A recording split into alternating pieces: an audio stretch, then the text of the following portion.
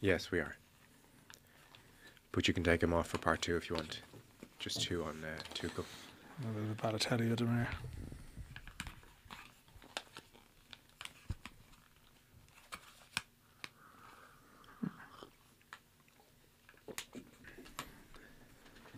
Balotelli with his bib. Coming from Astro today, Rose. One of them says or and one of them says L, Dan. Yeah, thank you for that. Oh, Astro. Yeah. How'd it go? Oh, it's a struggle. Struggle. You know, you're always vulnerable coming back from international duty.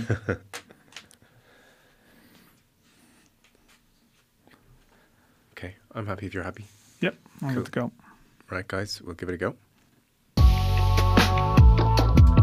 Everybody, the intrepid Daniel McDonnell is with us from Helsinki to Athens to Oriel Park on Friday coming. Dan, hello. Hi, Joe.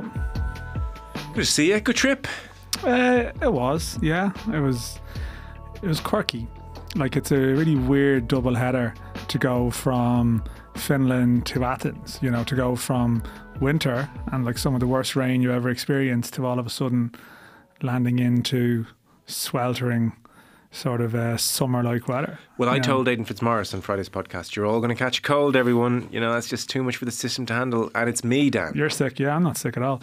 Don't let my antibiotics vibe over here. Yeah. Just get nice and close to me. Yeah. No, like it was I quite enjoyed it. Like it is strange. I mean, I know we spoke last week about the deflating nature of the beat in some respects at the moment, but in saying that, there is still something about international football and the sort of novelty value of the places it can bring you to that is still alluring. You know, it's just personal preference, taste. Like, you know, it's I'd hate to be covering a sport where you just went to the same cities every year or every second year. You know, and oh, lovely, we're going back to here. Oh, you know, might stay in the same place as the last time or whatever.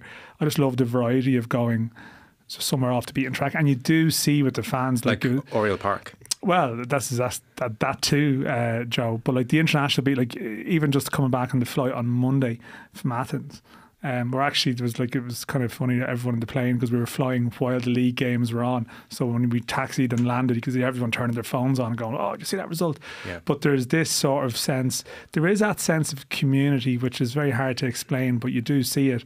Like a lot of people do travel on their own. You see to these games, and maybe the last couple of years, like it's been a grim time for them. But you do see a lot of the same faces. You'll see them in Armenia. You'll see them in. You'll see them in Athens. You'll see them in wherever it might be, and obviously now they're on that pursuit of something good, something cheerful. Like you see them looking sad sometimes, but actually there still is something about it. And a week that brings you from Helsinki to Athens, and people have different tales about getting from A to B and stuff. There's it is. There's a charm to it. It's a great outlet. There's something charm to it. It's a great outlet. I've never been to Helsinki. It was one of the countries I wanted to tick off the list, and I actually really enjoyed that part of the trip. Athens, I can give or take Athens. How indulged and privileged do you sound? I'm just saying. You can take or leave your free trip to Athens. Not your first one there, obviously. I went last year. Yeah, listen, it gets old. When you go to Athens once every year, you kind of think, I'm done with that. No, it's too mainstream, you know. It's too many tourists there, yeah.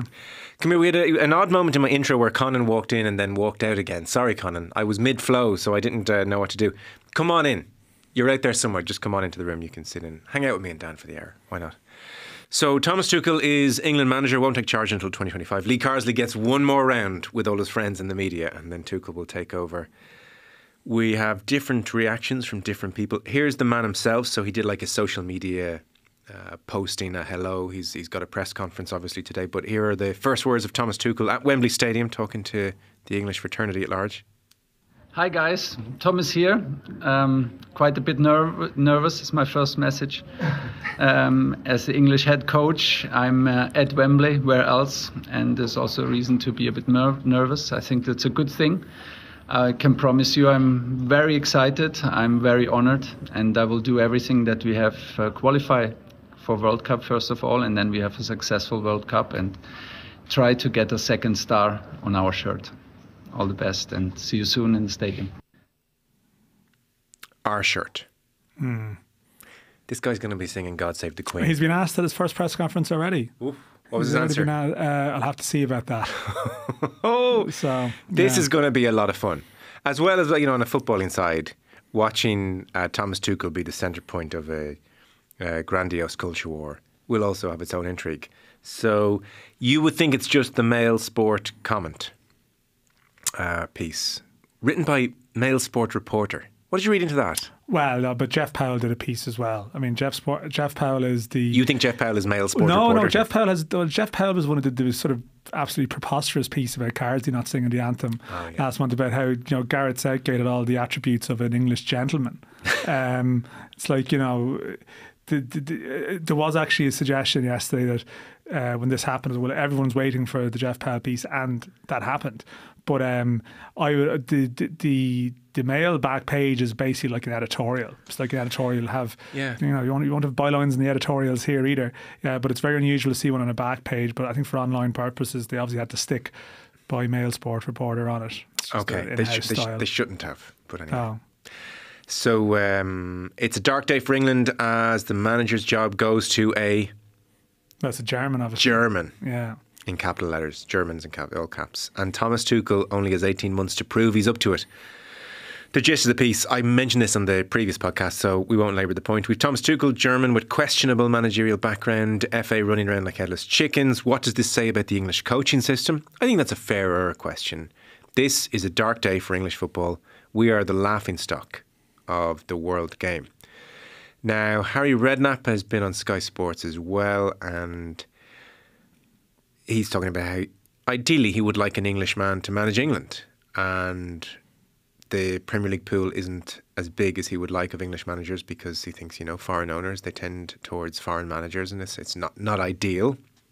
Now, he's been kind of ridiculed as hard right winger for those comments. I don't think it's that outrageous if you want to say, I'd quite like an Irishman to manage Ireland. In a sporting context, that's a step away from... It's some of the players saying it during the summer. And luckily for Harry, he's not alone. So Gary Neville and Jamie Carragher are weighing in on the situation on It's Called Soccer with Rebecca Lowe. I'm shocked. I'll be honest with you, I'm shocked. I'm shocked tonight that England have appointed... I don't want this to be about Thomas Tuchel. It's nothing to do with Thomas Tuchel. I'm shocked tonight that England have appointed a international coach. They've literally thrown a grenade into their entire new ethos.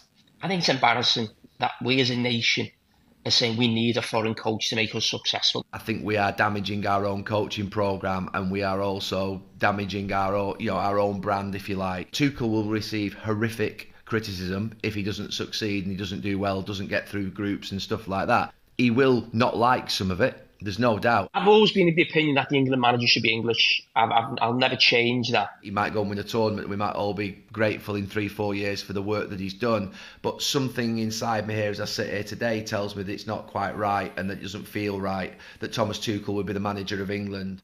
It's kind of striking the way they're all talking about this as if Sven and Capello had never happened. Well, I mean, there was warm tributes to Sven, as we know, very recently from some of those players. So, I don't know. I mean, like... everyone in the Premier League, everyone working around the Premier League, pundits, players, everyone is like benefiting massively from the wealth created by global interest, by global attention. Like, it seems to me quite natural in the context of that England might have an overseas manager. Like when you have... I understand. I know what you're saying. There is a danger of just like you label everyone's opinions as, ridiculous. Like, and I mean, as a back page editorial comment, I mean, that is just preposterous, right? That's gone to another level. Oh, sorry, agreed on that. That's gone to another level. Yeah. But I understand the point about the coaching system and what does it say. But there's a difference. I suppose there's the difference between what's it say at the coaching system and is this a good appointment? I still feel like the starting point is this a good appointment? Now, you look at home here. I think ideally, Ireland wouldn't be appointing Heimir. In an ideal world, you wouldn't have to do that. In an ideal world, there would be a litany of like Irish candidates ready to go. Yeah. And there may well be in 2 or 3 years' time. Yeah, and maybe at this point, it wasn't the case. And of course, Jack Charlton, like we're obviously very different perspective on it here. I guess their perspective is we traditionally and very much in recent times are a footballing stronghold, we should absolutely be able to come up with somebody who can take the job. That's that's an aspect to this. I think that's, to be fair to Neville and Carragher, they're very aware that Fabio Capello and Sven-Goran Eriksson managed previously, but I suspect they feel England have progressed since then. Yeah, but there's obviously, should this be happening versus are you shocked that it's happening? Like, obviously when Gareth Southgate was appointed, I'm sure there was some commentary along the lines of England have appointed an under-21 manager who didn't do well at Middlesbrough. You know, what were the CVs? Like, what's Lee Carsley's CV would have been spoken of at times in a sort of a, but he's never managed anywhere level. But he might still have been the best English/Irish candidate available. Okay, Graham Potter. Okay, Eddie Howe. Yeah. They're two good candidates. They are good candidates, but you're not talking about like exceptional CVs either. No. On Tuchel, so let's park the nationality point, but it is going to be interesting. I mean, I'm kind of surprised today. Maybe I shouldn't have been, the extent to which it blew up, but it has. Shows that Carsley last week, by the way, knew. I think Carsley got a bit of unnecessary flack last week. He's a real company man. He knew what was coming.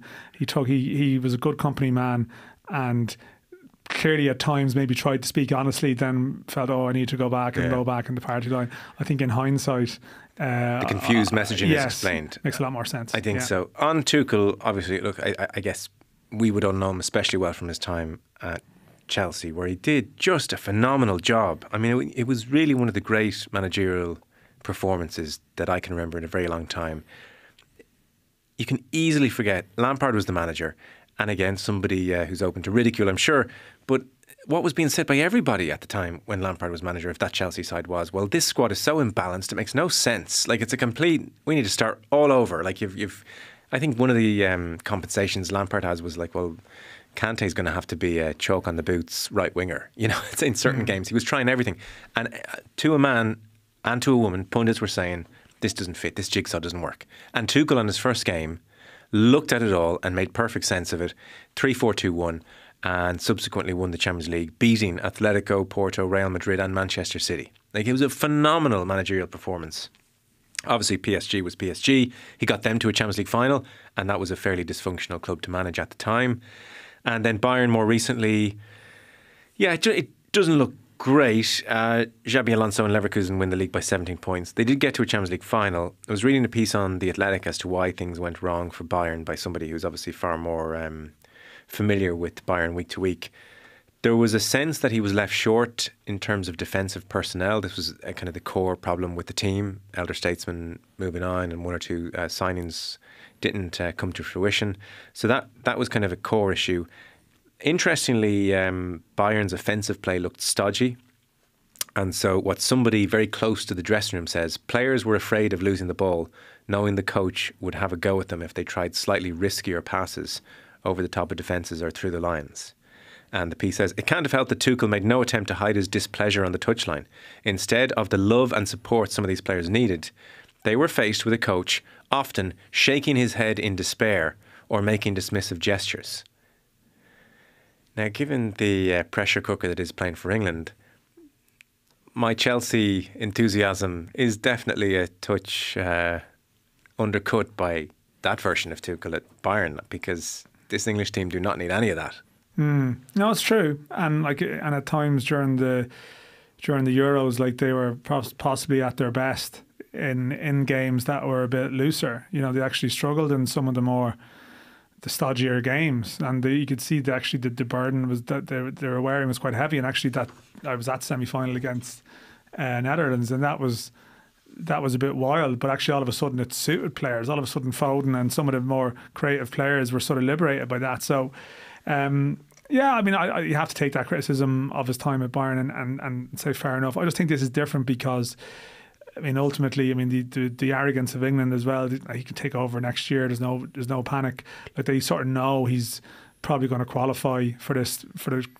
So really, you're almost sort of hiring someone for a cup competition, effectively. And people have said of Tuchel, there is a cup competition quality to what he's really, really good at. Rather than a year where you're trying to build, like, and we've had this discussion again here, like, how much can you do with your players in that period of time? So it's more about like a focused, clear plan to get you through a month, 5 weeks to navigate a tricky quarter-final, a semi-final. Now, I just think there's no guarantee of success with that either, but they obviously feel, well, you know, from an English perspective, we need to give ourselves the best possible chance because we've seen we can get to the business end. You know, where is that difference maker? And to be fair, a lot of people have said about England over the last couple of tournaments, a criticism of Southgate, when it's come to the crunch, he can't get them over the line. The English candidates you mentioned, there is no track record that would suggest, well, they will definitely get you over the line. They might get you over the line. Tuchel is one where it's more, he has to get you over the line, which means there'll be no forgiveness whatsoever if he fails, especially as he's German. So it's going to add another layer to it. Of course, we have our man, Anthony Barry is going to be in as his number 2. You know, again, we're very happy to not just, you know, provide you the international underage experience for Rice and Grealish. We're now providing it for Anthony Barry as well for your assistant to go in. But that gives him, I suppose, like, I'll be interested to see who else is on his staff. Maybe that'll be confirmed in due course, what he gets around them. But I mean, this is really for them, it's a quite selfish short term. Let's win. June 2026, July 2026. When it comes to the heat of a knockout game with whoever it might be, Spain, what are you going to do? And they almost feel like, you know, we've got everything else covered. We've got the players. We don't need to worry too much about sitting around great, you know, culture war debates about how we play or what style or do we need to be horrible to play or none of this stuff. It's like, we're England. We'll be through the groups and then we'll see. We'll see where we are. He wins the World Cup with England. You just wait and see Jeff Powell's piece. It'll be complimentary. I think he will. I might draw the line there. He might be the exception. Other people will be, yeah. No, they'll be crawling. Yeah. I think it's a great appointment, I have to say, unless this German thing gets out of all control, but I don't suspect it will. By the way, just before we talk all things Irish football, emails into Indo Sport podcast@independent.ie, please. Loads of them coming in, which is really great. We're reading them all, replying to many. Conor in Dublin, a quick one for you, Dan. Hi, Joe and team. My question is in relation to Lee Carsley. So after Tuchel, I'm noticing you're going Tuchel, by the way. I hadn't really thought about that. Yeah, I'm definitively in the Tuchel camp. So let's see where we end up. Maybe you're right, yeah. After Tuchel's appointment, do you guys think Lee Carsley regrets not taking the Ireland job? Personally, I would not consider him in the future after the past 12 months. Cheers, Conor in Dublin. Wouldn't consider him for the Ireland job on the strength of that. On the strength of him messing us around. Well, I don't know. I think Carsley's managed to handle himself very well. He didn't bow to the anthem stuff. He went in true to himself. There's no file footage of him singing "God Save the King" anywhere. I think Conor is more getting at the stringing FAI along. Well, I think that's his. I spoke to someone, you know, who sort of involved in football. Who would say, and complimentary about Lee Carsley, but would say that I think, you know, he's turned down club jobs in the past that sort of he likes the thrill of the chase, you know. This is more of his thing. He just needs to be a bit more like, this is his game. This is not like, this is just how he operates, and he's very sort of methodical about his next move. And I know who told you that. Well, the extent to which he is that person, and I also will say, it struck me as a harsh comment. What did the FAI offer him?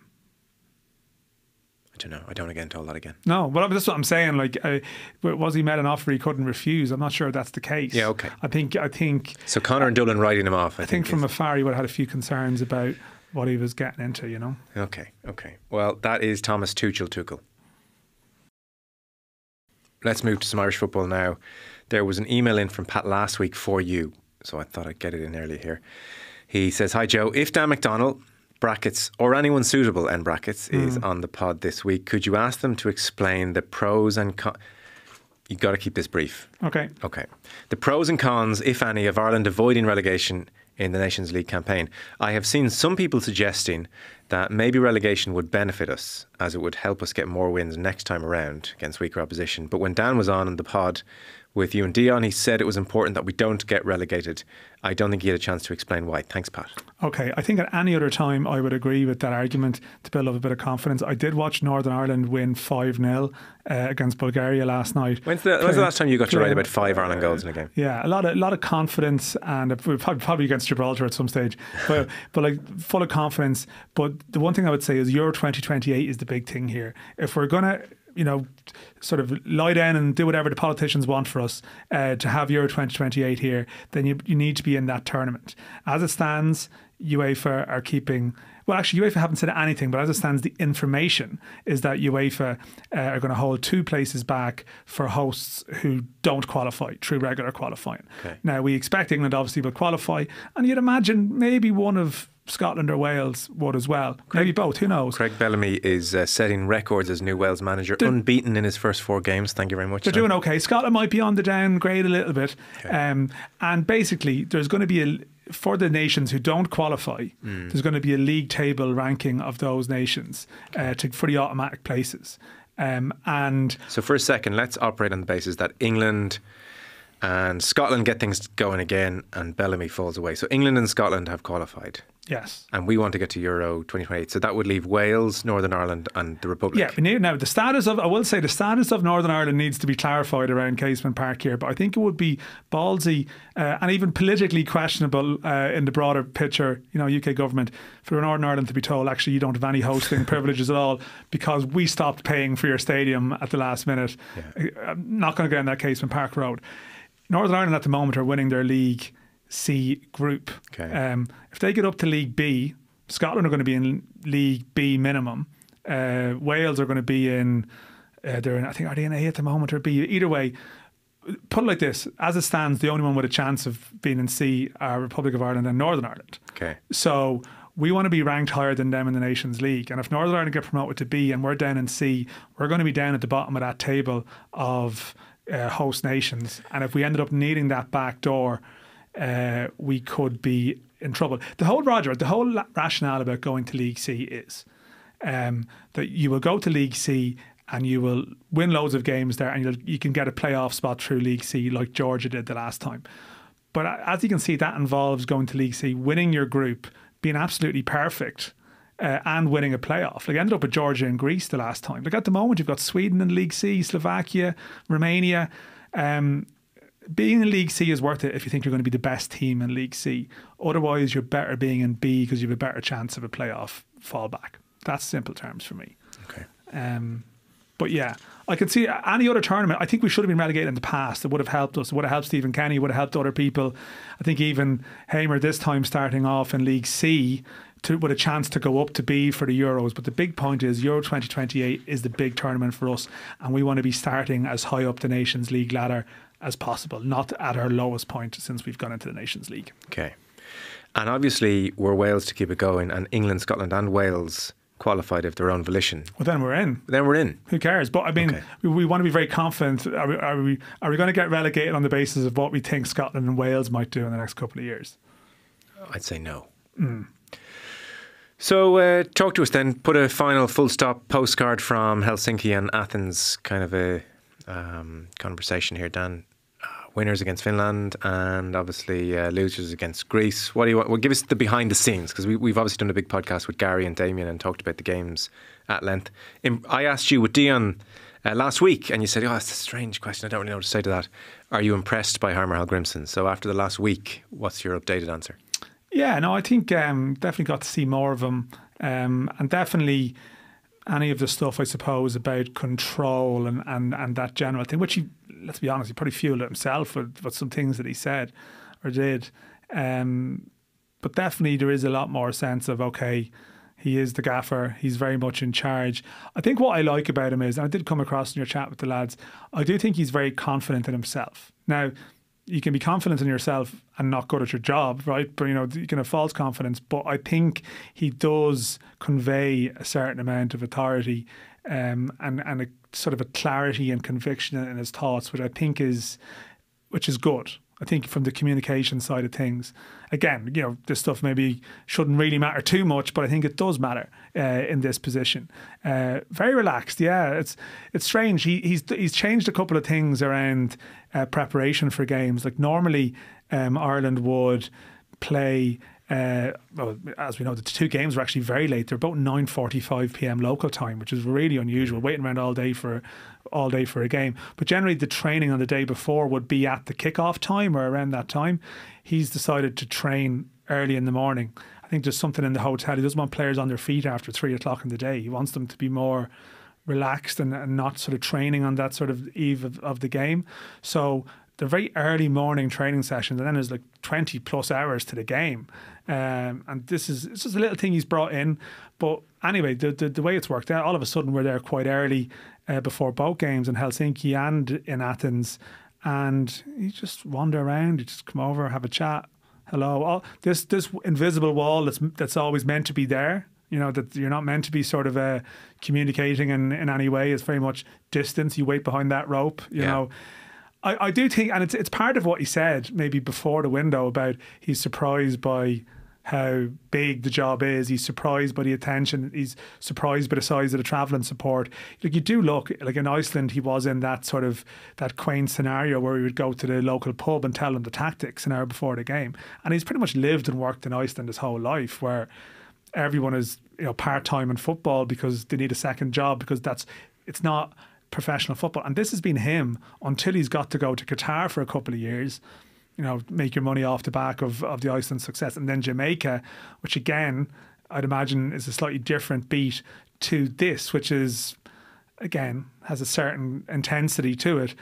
And yet, I don't think he's changing within it. He's behaving like he would have been. So, you know, the press conference finishes, he doesn't go out. He'll just sort of linger around at the start, you know, top of the stage, have a chat. We were doing a dailies huddle after one of it. We noticed at the end of it, he had one of those little flossettes, dental floss, and he'd been flossing while he was talking to us, you know. Just like incredibly chilled and relaxed. And do dentists traditionally have good teeth themselves? Yeah, I haven't been looking closely, but I mean, I'm not sure how much time he'd had to eat between the end of the game and coming to see us, that he felt the need to, like, I need to get the flossing in during the press conference. Do you floss? On occasion, yes. Not always as good as remembering. No. Like, you know, like he's one of those, the dentists sometimes try and push those little flossets on you. I never floss. Do you not? Never. Yeah. Never occurs to me to do. Oh, no. I mean, I would be reasonably diligent. Maybe now around Heimir, you're a little bit more... I'd say everyone's giving a quick extra toothbrush in the jacks before they talk to him. Getting too close. And he was sick as well before. The other thing as well, he actually was sick. You talk about getting sick. He was sick in Athens, and he said he was isolated from the players for a bit of the match day itself. But it's just that general air of like, it's just small talk. You know, how did you get here? You know, do you all travel together? What way does it work? And but in his own way, like, it's sort of, there's a certain sense of presence. He knows his role. He knows he's the manager, and I have to say you would warm to that. But also, it's almost like that's what he wants. Well, this is a thing, and you have to have your eyes open to that, of course, completely. But like he's quite comfortable in himself. And I did speak to some people in the FA about it, and they would say that's definitely one of his strengths. I think in a room that he's very sort of, he's happy in his own skin, and he's not. And you sometimes see managers who go into jobs and they like suddenly feel they need to dress differently, or you know, to surround themselves with handlers, and like, I mean, we've seen this with Irish managers in the past, where they almost end up in the job acting differently or carrying themselves differently to the reasons that they were appointed, you know, and that's not where you want to be. It's like the job, and of course, the little caveat, of course, here is that for most nations the size of Ireland, and I mean even Jack Charlton's last campaign was a bad one. There will probably be a time when we are tired with this, and people are like, oh, we need someone who's a bit more intense. Maybe this guy is too relaxed, and we'll get to that cycle. But at this stage, I think for where the team is, I think his personality probably is a good attribute, and it's striking that I think it's more to be able to come out and speak clearly about, you know, after the games. He's a very good communicator. Yeah, and I can see how he probably impressed in probably an interview scenario. Like when he was interviewing for the job, he was like, I think part of it, he was shown clips of previous games. You know, I think he was shown some of the games against Greece last year, and what would you have done in this situation? And I can see how, in that environment, he could probably own the room a bit. Comfortable in his own skin is a good phrase. I think that's very much my impression of him. In terms of on the pitch, again, Damien and Gary have had a very educated say on things, but you were at the games. You can get a different slant on what's going on. Anything strike you? Yeah, I mean, I thought, look, there is no doubt. I mean, there was massive fortune in Finland, and you can't get away from it. Like the second half, like from minute 65 to 85, Ireland didn't play well, completely lost control of the game from a brilliant start to the second half and a good period before half time as well. But you're going to need that little bit of luck, and I think I've been through so many sort of sliding doors defeats. I think you sort of go, well, okay, let's see where it takes you. And there was a degree of bravery around it and how they went for it. And then Greece, yeah, I mean, like Greece were very good. Like they are good. The energy at which they play. Like it's and a sort of cohesion. And again, like I mean, some of these players aren't world beaters in terms of where they are at in the club game.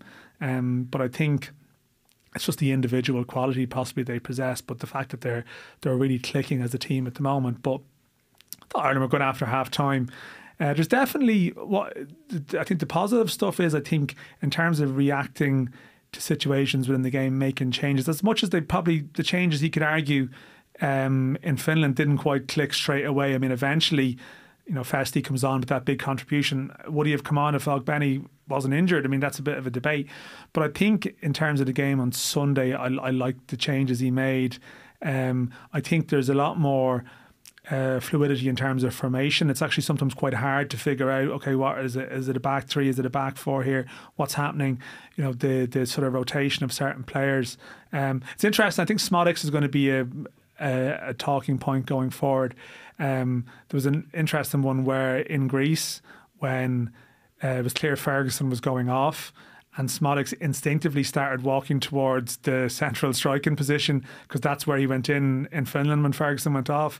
And straight away Jack Taylor just comes on and was like, no, that's not happening, and sort of sent him back out left, and Sammy's just went back and just diligently kept doing his thing. More shuttle runs for Sammy. Yeah, but I think there's Troy Parrott went up. I think there's quite a few versatile Irish players.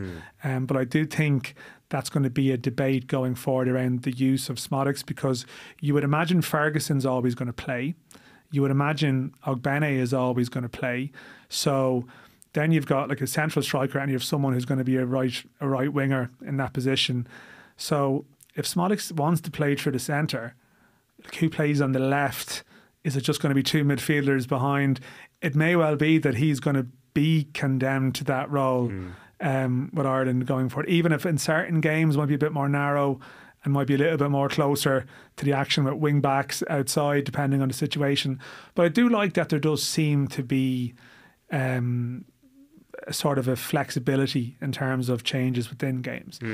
But again, Ireland were still quite well beaten, despite playing well in the second half. I mean, ultimately, they were still, and I think the lads broke it down well in terms of, despite all this talk of being horrible to play against and this vague stuff about like being fighters and stuff like that, still weren't that hard to play against for Greece in terms of chance, and even for Finland in terms of chance creation. Yeah. I mean, I dare say if you asked the Greek players about that game, the horrific off the field situation notwithstanding, but they would have said that was a really enjoyable game.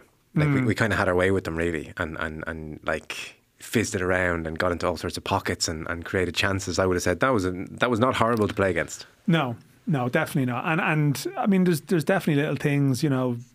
I am interested in that the next squad now is going to be a little bit more interesting, because I think, and it does back up something he said at the start, which maybe a couple of people we weren't sure about it, but he says that there's a lot of players and there's not much difference between them. Yeah. But I actually do see his point. Like if Smallbone comes back in now, like I think the only outfield player who didn't play any part in the two games was Omoba Badele, and Mark McGuinness was injured. So like someone who was involved is going to be dropped from the squad. If Smallbone comes back in, does Coleman come back in if he's fit? I think Finn Azaz is probably in trouble. But I don't know. Actually, but his explanation for why Azaz played would make me think he will be in the squad and possibly involved in games like the Finland game, in that he said for the games where you need more of a number 10, he might be the player. And that's the player that Ireland are still looking for. Okay. Taylor obviously came on. I'd quite like him to say that Smodics is going to be our number 10. I think most people would. Well, he's a much brighter option than Finn Azaz. He can do more on the ball. He can pick a pass. I don't think he's a number 10 in his natural style. He's a number 9. No, he's a 9. And Ferguson likes to drop deep. Like, this is one of the things. Evan Ferguson always has to play, but Evan Ferguson is a come short and get involved player. So this is part of the issue. Like, it might well be that it's Smodics as a 9, but Ferguson as a 10 in certain games. Maybe. But I don't really see Smodics as that link player. I'm surprised you don't. No, Yeah, I don't. Jeez, I really do. It's funny opinions and Running everything. behind, I think, is his strength. I don't know. I think technically he's so good and bright, and you know, his ball retention is good. If you fire into his feet in that 10 position, he can get in the half turn. He can pick a pass. He can have a clever little first or second touch to kind of evade a man. In some respects, I think, you know, Ferguson. I know Ferguson likes to come short, and I wouldn't judge him overly on these 2 games. But actually, that aspect might need to get a bit better for Ireland on the evidence I've seen so far. I don't like. You might like coming short, and you do it really well for Brighton, but actually, how good has it been for Ireland? I think that's a question mark. He had 100% pass completion in Finland, Evan Ferguson. Well, that doesn't mean he always kind of maintained possession when it went into him. No, but if you maintain possession and then you eventually pass, you'll have 100% pass completion. I thought he did quite well, Evan, in Finland. Actually, I think for him it was possibly, there was positive aspects in that camp for someone who hadn't started a game For sure.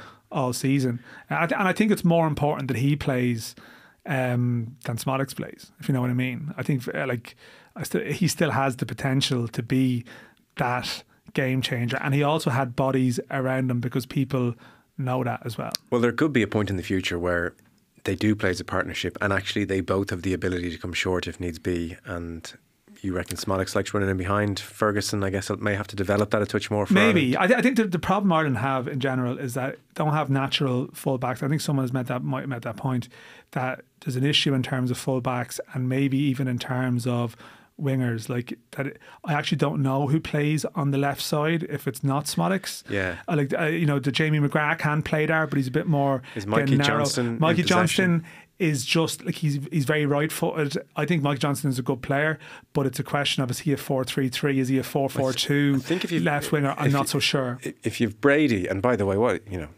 doesn't need to be said, what a great window for Brady. But if you have that natural left footer in Robbie Brady getting outside of Mikey Johnston, then I think that just helps with the balance issue. Whereas a Kieran Trippier at the Euros as the fullback, then there's just no one. You need someone with a left foot out there. But then it has to be a game where Robbie Brady's able to get forward, and that won't always be the case. But like they're kind of, do you know what?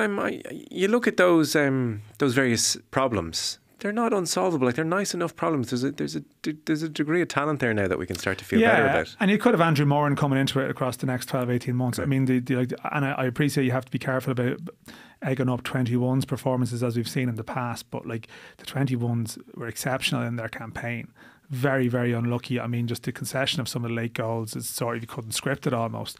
But Andrew Moran is one who's, I think, quite tactically versatile in terms of maybe being an option off the left at times in a certain type of game. But I think the manager probably has an idea of his strongest team-ish now. I wouldn't say he's a million miles away from it. I think it's that, whatever you want to call it, the number 10 area is possibly the major one, and maybe some of the left side if Smodics wants to play through the middle. On the 21s, before we mentioned Friday night, which, by the way, you said to me in a voice note, Friday night coming could be the best night in League of Ireland history that I can recall. Yeah, in terms of like potential storylines, I don't recall anything like it at this stage of the season, no. Well, the 21s, Sean O'Connor was there for the Irish Independent, so I'm very much working off Sean's work here. They were one result away from a bit of history and qualifying for the Euros next year, but alas, Italy scored late, and so it was a draw, and Jim Crawford's men have finished in third place. No automatic qualification, no November playoff.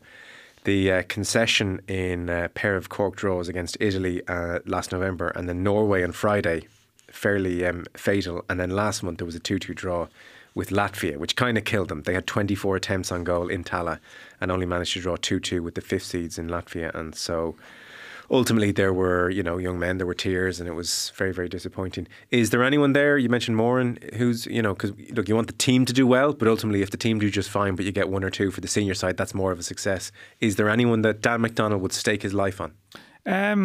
I think Moran's got a good chance. I think Sinclair Armstrong as a central striker, like he's doing well at Bristol City this year. I think he's got a good chance of being around the squad. I mean, he was around it a bit last year.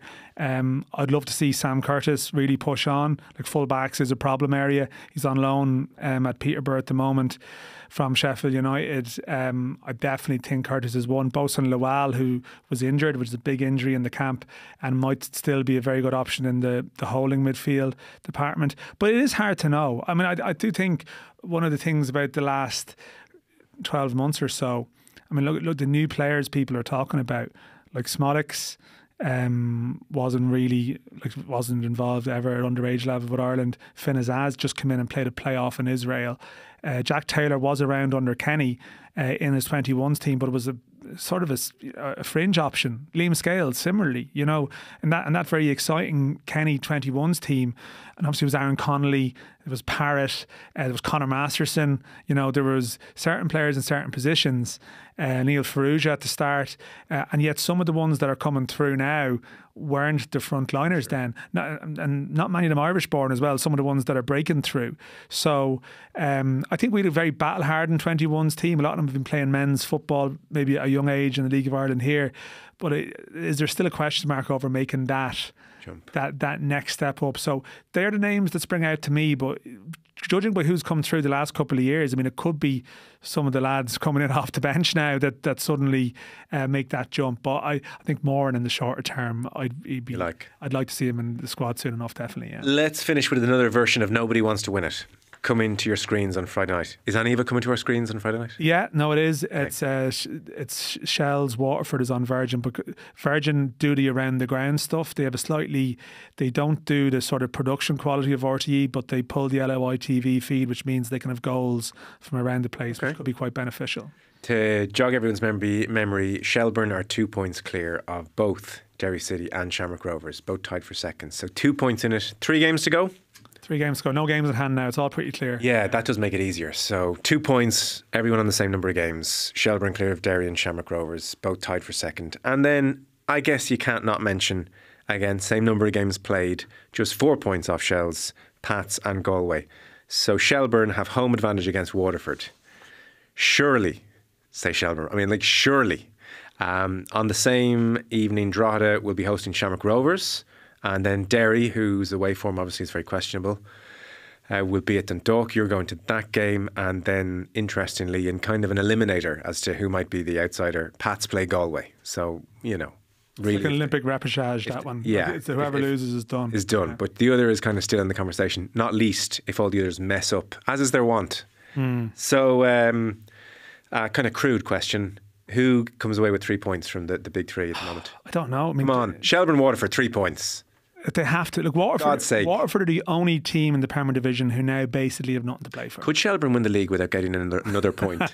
I don't think it's physically possible, but there's some of the games that like teams have to play each other. That's true. That's true. It's a slight issue. Shelburne, Derry abandoned. Like it's simple. If Shelburne's next 2 home games are against Waterford and Drogheda, if they win those, they get to 60, and that takes Pats and Galway out of it. And it also means that if Rovers drop points away to Drogheda or Dundalk, they're sort of half done if Shell's got a point the last day. So there's many permutations. There is many permutations. I mean, I was looking there was a league table from July the 27th, and at that point Shells were on 47 points, Derry were on 44, I think Waterford were third on 37, like Rovers were on 34. Pats were on 28 points at that stage. They're only 5 ahead of Dundalk, and now Pats are 4 points off the top. Like Pats in their last 3 games have gone away to the other 3 Dublin clubs and scored 3 goals in each of them. I mean, not to get ahead of ourselves, are Pat's favourites for the league? Oh, they are. I think they probably are. They're doing sensational things. So come on then, Shelburne 3 points. I do feel like they will win on Friday. I do. I sort of think they have some bodies back. They've had 12 days off. It's a real test actually of management. Have you dialed it down or have you cranked it up? What have they done? Because I mean, they have a great chance if they win their next 2 games. And I mean, Shells have had their issues, but Derry had the chance to put on the pressure. 2 home games, Friday, Monday, and they didn't win either of them. Which makes me less inclined to think they're going to do well against Dundalk away. Well, Dundalk, you see, the thing about that game is when Dundalk are relegated unless they win. So like it's a sort of a do or die element for them, and it's Derry's third game in a week. Even though most of the Derry players used to play for Dundalk, so they know the old Astro there isn't going to catch them out like it does other teams. But if Derry don't win that game, I mean, they play Pats next Friday. Okay. It's amazing. Like then Shamrock Rovers Drogheda. Shamrock Rovers Drogheda, they have a terrible record in Drogheda. Okay. They have a terrible record in Drogheda. Like So they'll win. it does look like Rovers are now the favourites to win it. You reckon? No, well they are, but from a bookmaking point of view, they are now the favourites because I'm not interested in the bookmakers. Who are Dan McDonnell's favourites? But I understand why that is. I think if you're looking at the most probable results based on form, you can see why Rovers should win it. I just have a sneaky feeling they're going to drop points in one of the two Loud games because they have a bad record of doing so. And they play Larne in between in the Europa League next Thursday, Europa Conference League. True. So Loud's a tough place to go. it is. I mean, I tell you what, tough place to get out of as well. But the thing about it is that there's angles everywhere. And like sometimes at this stage of the season, it's like, well, there's maybe one game worth going to. Like Pats Galway on Friday, it's probably the fourth game, even though in its own right, that is worth going to. So I have to say it's been the most enjoyable season in a long time. Very good. Thanks, Dan. No worries. Thanks, guys. Nice one. A tight 45. This is good. You got through a lot.